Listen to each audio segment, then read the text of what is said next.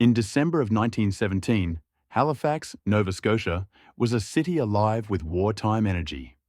Perched on Canada's eastern coast, its harbour was one of the busiest in the world.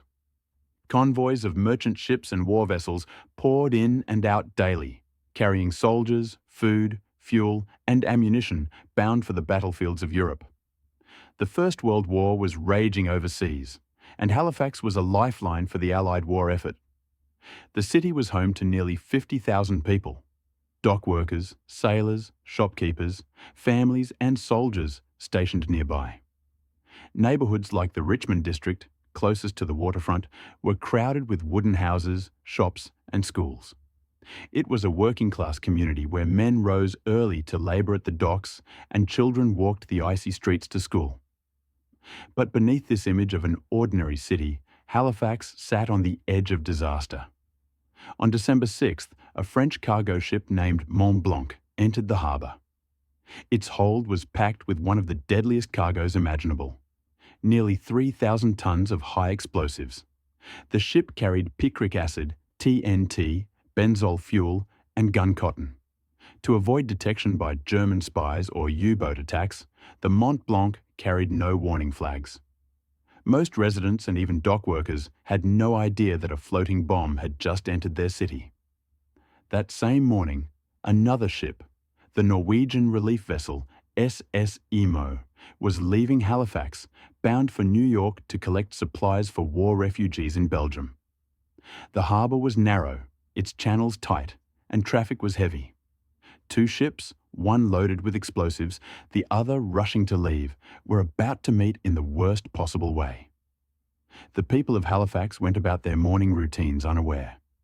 Children gathered in schoolrooms, streetcars clattered along the tracks. Housewives prepared breakfast as smoke curled from the chimneys. Soldiers drilled at the fortresses guarding the harbour. In less than an hour, all of it would be gone. At 8:45 in the morning, the Mont Blanc and the Imo spotted each other in the narrow Narrows Channel. Both ships attempted to manoeuvre, but confusion reigned. Each captain thought the other would yield. Instead, the two vessels collided. The collision itself was not catastrophic, at least not at first, but sparks from the impact ignited barrels of benzol on the deck of Mont Blanc. Flames leapt into the morning sky. Within minutes, the French ship was a floating inferno. The crew of Mont Blanc knew what was coming. They shouted warnings in French, but few understood. Panicked, they abandoned ship, rowing desperately for shore. But in their haste, they failed to raise clear alarms about the deadly cargo aboard. To the people of Halifax, it looked like nothing more than a burning ship drifting helplessly toward the docks. Crowds began to gather along the waterfront.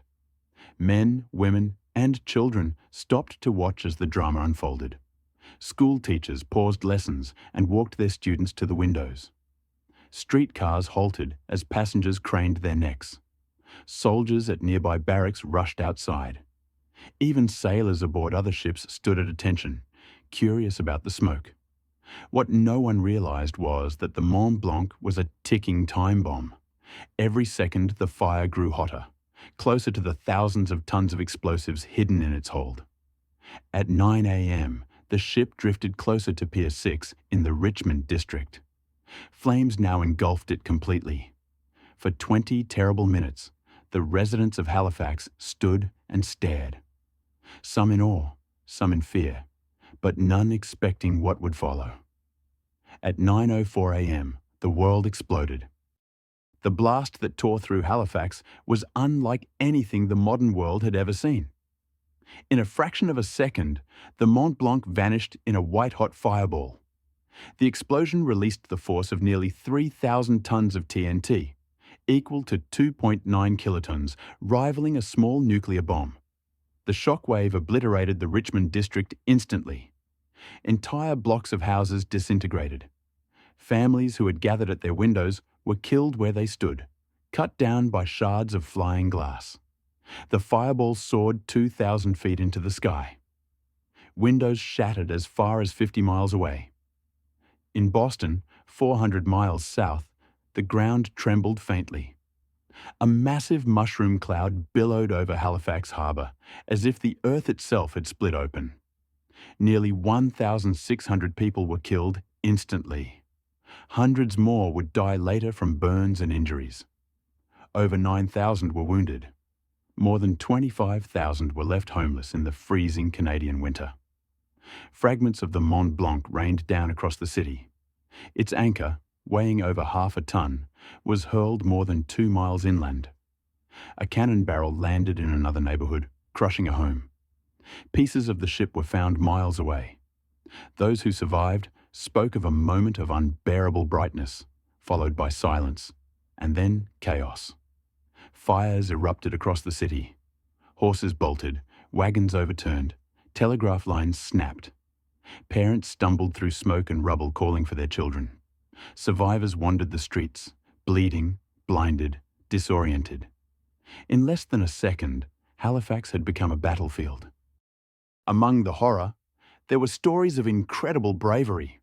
One of the most famous was that of Vincent Coleman, a train dispatcher. As the Mont Blanc burned, he realised that an incoming passenger train carrying 300 people was minutes away from arriving at the station, directly in the blast zone. Instead of fleeing, Coleman sat at his telegraph key and tapped out a warning. Munitions ship on fire in harbour. Stop trains. Goodbye, boys. Moments later, he was killed in the explosion. His message, however, saved hundreds of lives. Doctors, nurses, and ordinary citizens rushed to help the wounded. Schools became makeshift hospitals. Churches filled with the injured. Surgeons worked by lantern light through the night. Supplies ran low, but neighbours shared what little they had. For many families, the tragedy was unbearable. Parents searched frantically for missing children. Entire families were lost in an instant. One of the greatest medical crises was eye injuries. Thousands had been blinded by flying glass when they looked out windows to watch the fire. To make matters worse, the very next day, a blizzard struck Halifax. Snow blanketed the ruins, burying bodies and hampering rescue efforts.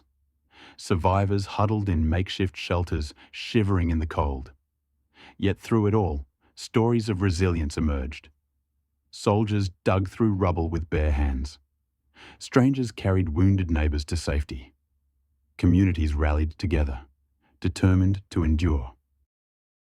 When the smoke cleared, Halifax lay in ruins. Nearly 12,000 buildings had been destroyed or damaged. The Richmond district was flattened beyond recognition. Families camped in parks, on beaches, anywhere they could find shelter. News of the disaster spread quickly. Relief efforts poured in. The city of Boston, only a day's train ride away, was the first to respond. Within hours, trains loaded with doctors, nurses, food, and blankets were racing north through the snowstorm to Halifax. The aid forged a bond that remains to this day. Every Christmas, Halifax sends Boston a towering Christmas tree as thanks for their generosity in 1917. The legal aftermath dragged on for years.